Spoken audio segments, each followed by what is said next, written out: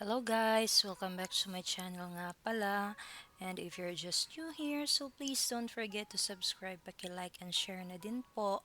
So ngayon pupunta ako sa Loteria. Ito yung parang Jollibee dito sa Myanmar, no? Kasi nami-miss ko ang Jollibee. So kaya pupunta ako ngayon. So ito nga pala, no? Na matatagpuan siya sa Ocean, yung tawag nila sa mall, no? So, yun ang ano, no? Ito pala yun ang harap ng Luteria. So, dyan ang mga tao nagchichill sila. So, ayun, papasok na tayo, no?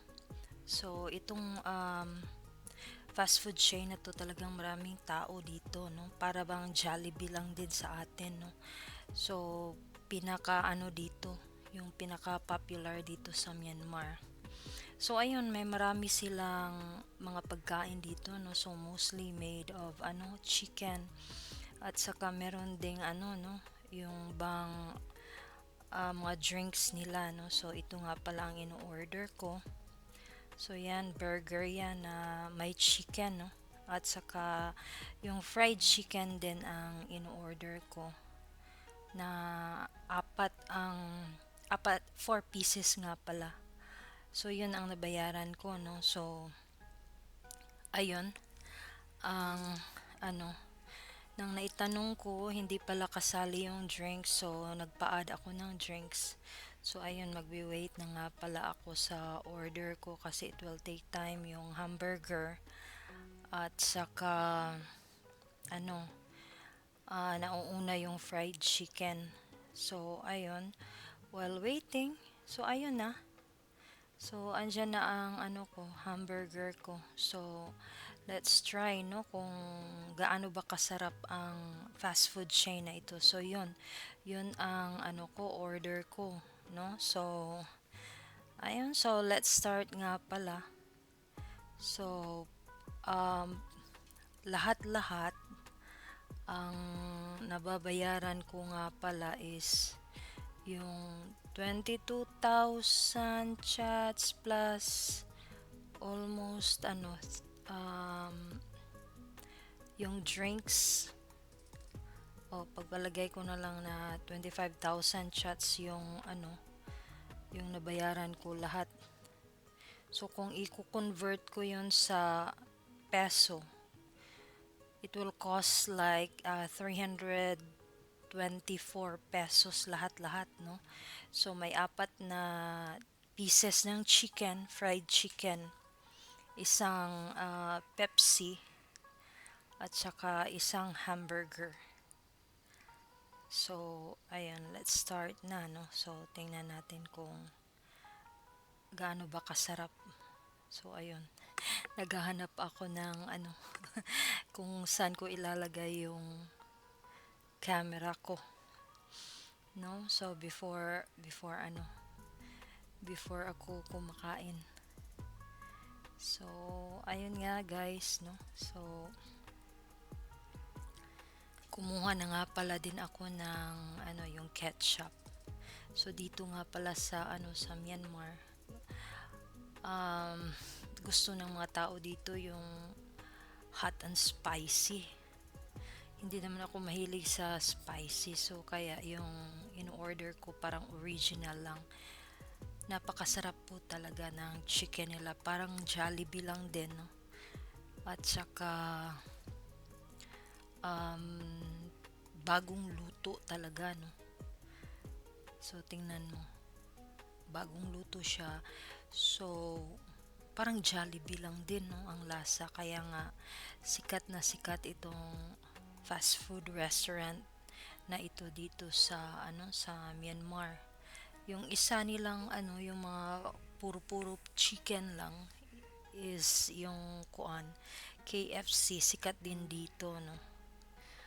Pero itong Loteria ay sikat din, no, in terms sa mga fried chicken. At saka wala akong nakuan, wala akong nakita sa menu na pork. Parang puro chicken lang. parang may Korean style, yung pinaka ano talaga, yung spicy talaga. No, so yun ang hilig ng mga tao dito. Yung parang hindi sila nasasarapan kung hindi spicy nga pala, no. So, ayun, no. So, ang ginagamit ko lang na sausawan is ano, yung ketchup. Kasi yung isa parang hot na ano, hot and spicy na kuan. Parang sausawan. Namimiss ko talaga yung ano, yung gravy sa Jollibee. Talagang masarap talaga ang ano sa Jollibee, 'di ba, yung gravy nila. Kasi ang nagdadala naman ng sarap sa chicken talaga yung ano, 'di ba, yung sausawan. At saka ano rin, very fresh din pala itong ano, chicken na in-order ko. Ito nga pala yung hamburger. Napaka-tender po ng chicken, no? Na ano, may ano din, may lettuce din in the middle. Napakasarap po talaga sa ano ang ano nila yung hamburger, pero sa panlasa natin mga Pinoy mas gusto talaga natin yung sa ano Jollibee. Ay, napakasarap talaga yung patty sa ano, 'di ba, sa Jollibee. Ewan ko kung paano nila ginawa yun. Parang pag kumakain ka nun, 'di ba? Yung sa Jollibee sa Pilipinas, kung kakain ka, parang ang lasa niya parang nanatili sa ano mo, sa isipan mo. At saka sa ano, sa dila mo, 'di ba? Parang hahanap-hanapin mo talaga, parang nakakaano, nakaka-addict yung sa Jollibee na ano yung hamburger nila. So, dito yung hamburger nila is parang ordinary lang. Pero yung chicken, masarap din, no? So, kaya maraming tao, maraming customer talaga ang anong to, ang fast food chain na ito. At saka yung ano, yung KFC, pero ang di ko ano sa KFC dito is napakaanghang talaga, grabe. Sobrang anghang. No, parang ewan ko ba kung kasi nag-try ako before. Parang naghahanap ako ng hindi spicy, parang ano lang sabi nila, less spicy, ano, hindi masyadong spicy, parang gano'n. Pero pag ano ko, pagkain ko, ito bang less spicy nila, my goodness. Napaka-spicy talaga, hindi ko talaga makakain yung ano nila sa ano sa KFC, sa sobrang spicy, at saka ang anghang talaga, as in. Although masarap din naman, pero yung bang pagka-spicy niya ay sobrang sobra sa ano, sa panlasa ko. Dito sa ano, sa Luteria, you can choose, no? So, anong gusto mo? Spicy ba or original yun? Yung original hindi siya ano, hindi maanghang.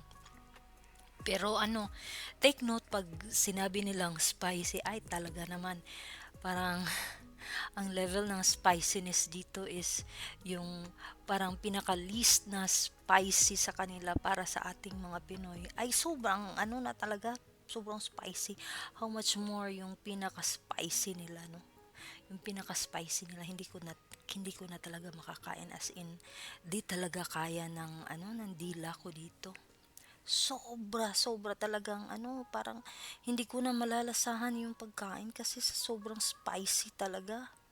Parang hindi ko na i-enjoy yung pagkain sa ano, sa anghang. Kaya most likely in order ko. Hindi talaga ako na kahit nasabihin nila na hindi masyadong spicy, least ano, spicy. Sabi ko no, no, no, because alam ko pag even if sabihin nila na least na spicy, pero ang anghang sobra talaga yung anghang. Kasi para sa kanila parang ano, hindi masarap yung ano, pagkain. So, ayun nga po, no, like for example, mag-order ako sa Grab. So, ilalagay ko talaga doon na ano ba ang options mo. sasabihin ko talaga na ayoko ng ano, ng spicy kasi alam ko naman kung gaano kaanghang ang mga pagkain dito, 'no. So ayun, ito nga 'no, so sobrang ano, sarap talaga yung ano nila 'no, yung chicken nila at saka fresh talaga. Nalalasahan mo talaga yung ano, yung, um, yung ano ng chicken 'no, kasi fresh talaga. So ayun, actually hindi ko talaga kayang ubusin yung apat na piraso ng chicken 'no, pero yung iba 'pag hindi ko naubos, dadalhin ko na lang siguro sa bahay 'no. Kasi hindi ako maano, parang nabubusog kaagad ako 'no. In fairness talaga is masarap talaga, buti na lang is ano, hindi ako masyadong kuan sa chicken ngayon kasi may allergy kasi ako. So, parang naaano na yung allergy ko sa chicken pero sa shrimp talagang ang allergy talaga sa akin sobrang sobra. Nangangati buong katawan ko pero sa chicken mas okay na. Pero hindi naman ako ganito before. Parang ang immune system ko siguro yung umaano no, naglo-low ang immune system ko kaya yung ano ko yung allergies ko lumalabas no pag kumakain ako ng mga pagkain na hindi na ano sa akin. So, ayun, yung Pepsi naman nila is ano, okay lang.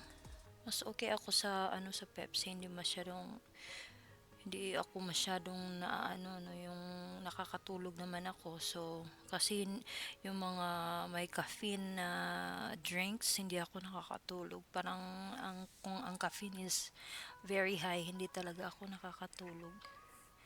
So, ayun, I need to ano sometimes no, go out sometimes kasi boring talaga dito pag ano, pag wala kang trabaho. Yung mga kasamahan ko, ando naman sila sa kuan, sa Thailand, nagbabakasyon sila ngayon. At saka ewan ko kung kailan ba sila babalik.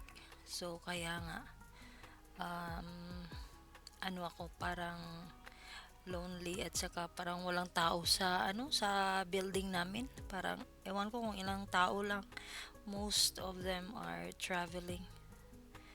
Kasi dito pag walang trabaho, mostly yung mga teachers pumupuntang Thailand kasi mas lively ang Thailand. At saka maraming magagawa at saka malapit lang din dito no. So in this city parang 1 hour and a half lang. So parang Manila to ano Cebu lang. Ayun. So hindi ko na talaga maubos to. So ano ko na lang no.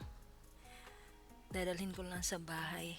So, yun nga po. Thank you so much for watching and please don't forget to subscribe, paki-like and share na din po. Bye everyone!